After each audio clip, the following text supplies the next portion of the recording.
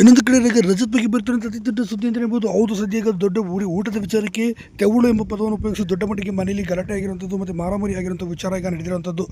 ಹೌದು, ಇನ್ನೊಂದು ಕಡೆ ಅಡುಗೆ ಮಾಡ್ತಿರ್ತಾರೆ, ಎಲ್ಲರೂ ಹೋಗಿ ಬಂದು ತಗೊಳ್ಳಿ, ನಿಮ್ಮ ಪಾಲು ನೀವು ತಿನ್ನಿ ಅಂತ ಹೇಳೋ ಸಂದರ್ಭದಲ್ಲಿ ರಘು ಬಂದುಬಿಟ್ಟು ನಿಮ್ಮನ್ನ ಇದನ್ನೆಲ್ಲ ತಗೊಂಡು ಇದು ಮಾಡೋಕ್ಕೆ ನಂಗೆ ತೆವಳು ಬಿದ್ದಿದೆ ಅಂತ ಹೇಳ್ತಾನೆ. ಆಗ ಅಶ್ವಿನಿ ಇದ್ದವರು ತೆವಳಿಗೆ ಇವಳು ಅಂದ್ರೆ ಸರಿ ಇಲ್ಲ ಅಂದಾಗ ನೀವು ಯಾಕೆ ಎಲ್ಲದಕ್ಕೂ ಬಂದು ಮದುವೆ ಮೂಗು ತೋರಿಸ್ತೀರ ನಂದೆಲ್ಲಿ ಇಡ್ಲಿ ಅಂತ ಮಾತಾಡೋಕ್ಕೇನು ಕಾರಣ ಸಿಗಲ್ಲ ಅಂತ ಇಲ್ಲ ಅಂದರೆ ಕ್ಯಾಮ್ರಾದಲ್ಲಿ ಫೋಕಸ್ ಆಗಬೇಕು ಅಂತ ಬಂದು ಮಾತಾಡ್ತೀರಾ, ನಿಮಗೆ ಮಾಡಿ ಕರೆದಿದ್ದು ಅಂತ ಅಂದಾಗ ಅಷ್ಟು ರಜತ್ ಇದ್ದವನು ನಮಗೆ ಗೊತ್ತಿದೆ ನಮ್ಮ ಊಟ ನಾವು ಮಾಡೋದು ಯಾವಾಗ ಮಾಡಬೇಕು ಯಾವಾಗ ಮಾಡಬಾರ್ದು ಅನ್ನೋದನ್ನು ಅದನ್ನೇ ಬೇರೆ ಮಾಡಬೇಕು ಅಂತ ಇಲ್ಲ ಅಂದಾಗ ನಿಮಗೆ ಗೊತ್ತಿರುತ್ತೆ, ಆಮೇಲೆ ಒಂದೇ ಸಾರಿ ಬಂದುಬಿಟ್ಟು ಎಲ್ಲರೂ 4 ಜನ ಸೇರಿಸಿ ನೀವೇ ತಿಂದುಬಿಡಿ ಅಂತ ಹೇಳ್ಬಿಟ್ಟು ಅಶ್ವಿನಿ ಹೇಳ್ತಾಳೆ.